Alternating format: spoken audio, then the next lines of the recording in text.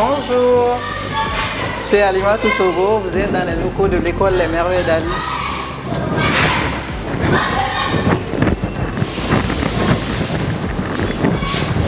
Madame Togo Alimatou, je suis la promotrice des écoles Les Merveilles d'Alice. Je suis également promotrice de 2 festivals, le Festikid, un festival dédié aux tout petits, et un autre festival qui s'appelle la Fête des sports et des loisirs. L'école Les Merveilles d'Alice est composée d'une crèche qui accueille les enfants de 0 à 2 ans. Nous avons aussi une école maternelle ou jardin d'enfants qui accueille les enfants de 2 à 5 ans. Après, on a l'élémentaire qui est le premier cycle avec une classe de CP, CE1, CE2, CM1, CM2. Dans toute activité, il y a des difficultés déjà.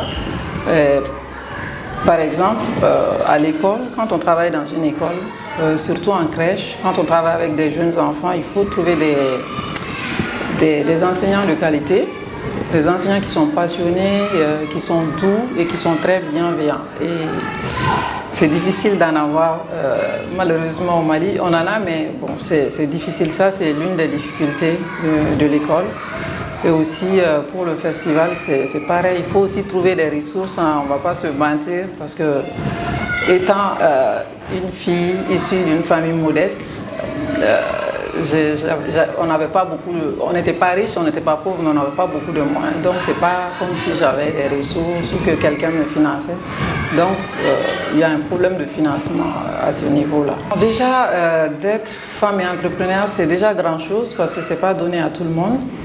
Mais il y a des difficultés parce que les femmes s'occupent des enfants en général, de la maison, des parents, des beaux-parents, et ça fait partie des difficultés de l'entrepreneuriat féminin au Mali.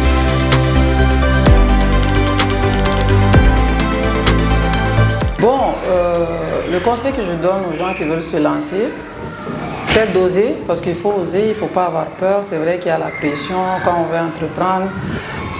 Il faut déjà croire, quand on croit en son projet, en ce qu'on fait, et quand on est passionné par ce qu'on fait, on peut aller loin. Donc ils doivent oser et ne pas avoir peur. Le tout dernier conseil que je donnerais aux plus jeunes qui veulent réaliser leurs rêves, c'est 1, de travailler, 2, travailler, 3, travailler. C'est le seul secret.